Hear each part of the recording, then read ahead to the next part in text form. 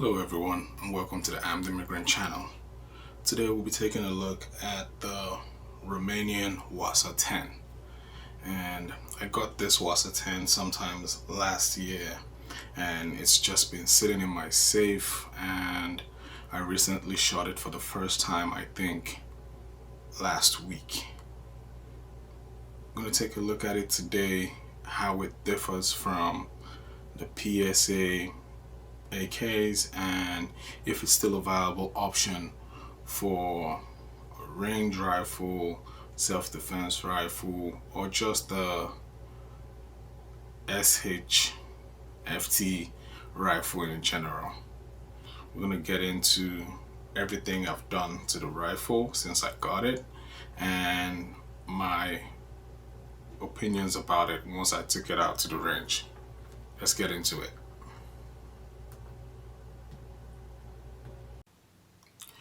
The Wasr 10 is a highly regarded AK that's been in production for many years, and despite its age, one of the most significant advantages when it comes to the Wasr 10 is its durability. It's built to withstand a lot of abuse, and like I said, I bought this used, and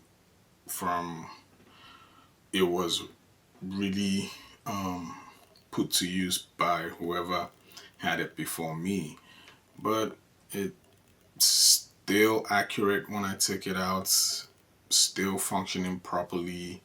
There was no malfunction whatsoever on this rifle, and with the spray paint and how it's fading off in certain parts, it gives it a battle-worn look that a lot of people go for these days. This is the only spray painted rifle in my collection right now. I haven't gotten around to doing any myself, and it was one of the things that drew me to this Wasr 10. So now let's take a look at everything that I added to this rifle to get it to how I want my AK to look. I have several other AKs that have a bunch of accessories on it that makes it more economical for me to use and how I shoot and stuff like that. And we'll start from we'll go from tip to butt.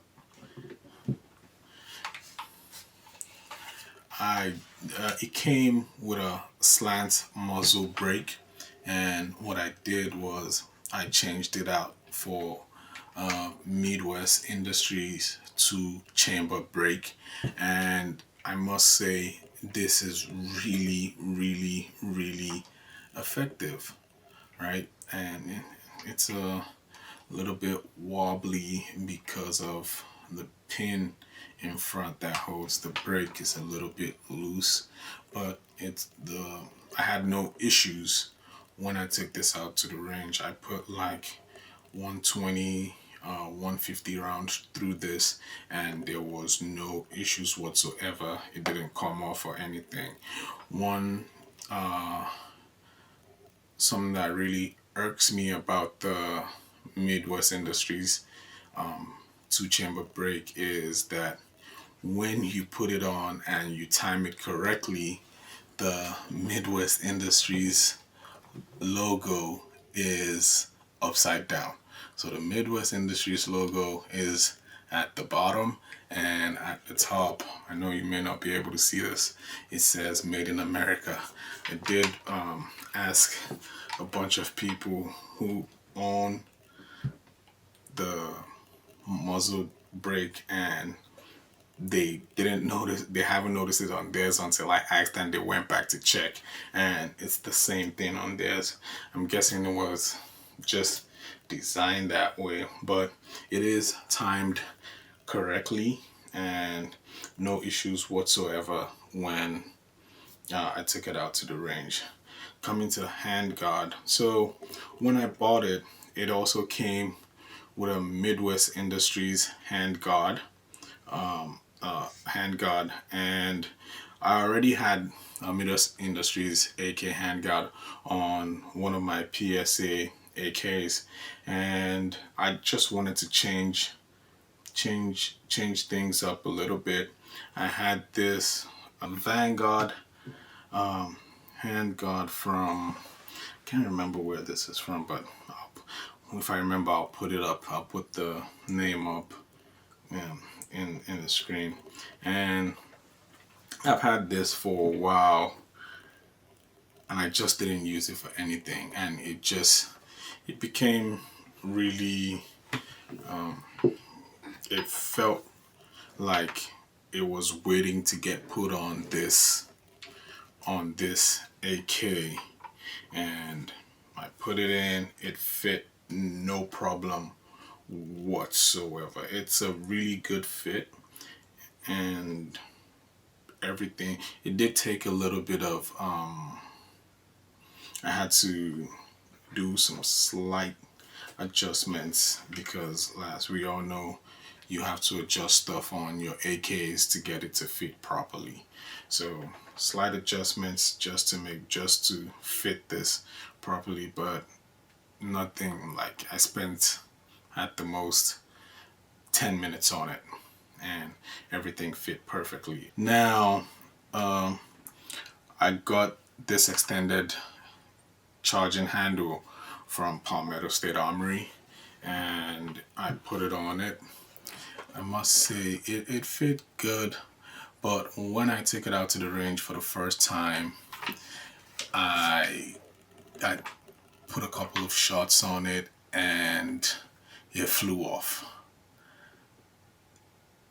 It may have been me not tightening it up, because it states to use red Loctite on it, and I used blue Loctite, and that may have not held on properly. And I think during my first or second mag through the rifle, the extended charging handle flew out, and I put it back on with red Loctite when I got back home, and I haven't been back to the range to try it again. The stock is the Archangel stock. Let's see if I can. Yeah, it's the Archangel stock, and I like how this looks. I like how it feels.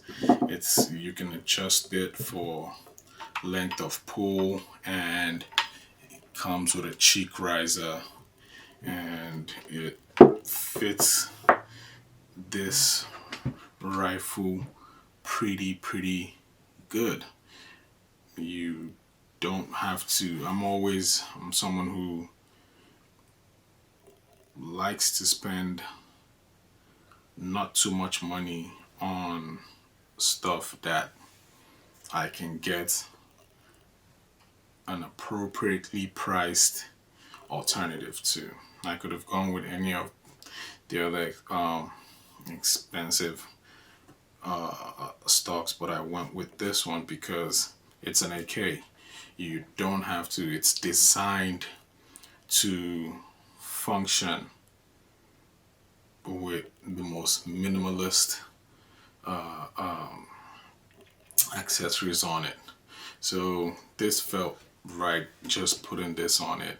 And I got this off of the Guns Accessories for Sales subreddit, and for like $50 I slapped this on it, and it's been good. It's solid, no issues whatsoever with this, and it performed brilliantly when I took it out to the range.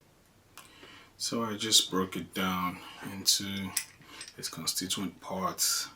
So the bolt and the bolt carrier, the spring, guide rod, and top cover. On the inside, it looks pretty good. I don't think it was, even though it has this battle worn finish on the outside, I don't think it was used pretty aggressively. From what you can see inside, everything still looks good, still looks clean, no issues with the barrel whatsoever. And I also come to realize that I enjoy shooting with iron sights on an AK. Of the 3 AKs that I have, I only have a red dot on one of them. The other 2 I just shoot with the irons, and it's pretty good. The accuracy is like, it's really nice. Out the factory, the PSA AK 103 that I own from the factory was already dead on center. I didn't need to do anything else to it. It was good to go right out the box. Actually, the 2 PSA AKs I own the AKE, which has, from what I understand, is now more or less a collectible item. I know a lot of people are gonna scoff at me saying PSA AKs aren't collectibles, but one day they will be, and especially the AKE, since it's not being manufactured anymore by PSA. I think when I got that AK, it hasn't been put on, well, in stock on the PSA website for the last couple of years. So it's gonna be a collector's item one day. I don't think I'm ever gonna let that AK go. It's a one of a kind AK. So that's the only one of my AKs that has a red dot on it. The 103 and this one, I shoot irons straight up.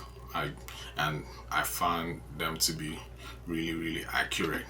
Yes, this, I noticed that the sights or the AK itself is ever so slightly canted to the right a little bit, just a little bit, and to account for that, the front side itself was moved to the left, just to account for the sides, the rifle being canted to the right just a little bit. But it still doesn't affect the accuracy. If you take that into account while taking aim, you should be good to go. I had no issues at all with it when I took it to the range. Sadly, I didn't think to take any of my cameras at the time, because I had a friend with me who wanted to go out to shoot. He hadn't been shooting in a long time, and I took some of my guns and we went out together just to have fun. I didn't think to take any of my cameras with me to get footage of that, but my next range outing, I'll be sure to take my cameras with me and then film footage of it getting shot. Like most AKs, this came with just a run-of-the-mill trigger, and it's not that bad.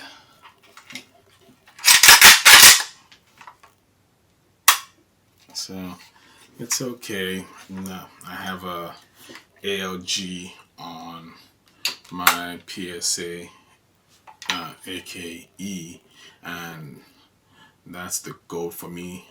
That's the gold standard on AK triggers. The ALG AKT is the gold standard for triggers on the AK. I don't care if you spend $300, $400 on whatever trigger you own. The ALG AKT cannot be beat for the price. Now, I could get that and put that on this, but now I'm just gonna leave it the way it is and enjoy it for now until I I might decide to go another way with it. Yeah, I did see this new Midwest Industries handguard kit. Thinking of getting that and doing something with it, but because I am not gonna modify my tang, I might just get the handguard and not do anything with the stock unless they come out with a stock option to fit permanently attached tangs on for people who still have the tangs on their AK.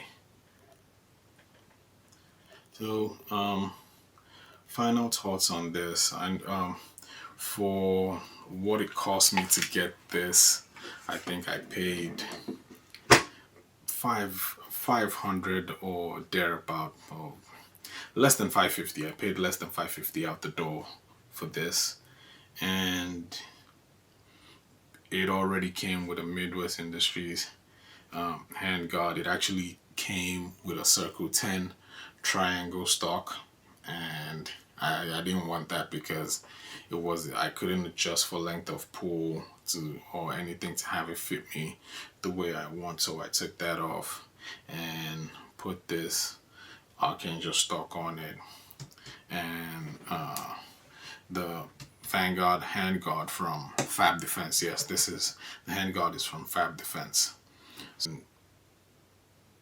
Fit and finish is not as high quality as you would get from the PSA, but for the price, it is still a wonderful firearm. It is still a wonderful rifle to own. You can use it for home defense. You can use it for plinking. You could use it, put it to whatever use you want it to be or you want to use it for, and it'll serve and serve well for that use. AK ammo isn't as cheap as it used to be, but you could still find good deals on it, and this AK will serve you. You can abuse it, whatever you want to do, and you should be good to go. Thank you guys for taking the time out to watch the video. Appreciate you guys, and I'll catch you on in the next one. You have yourselves a lovely weekend. Thank you.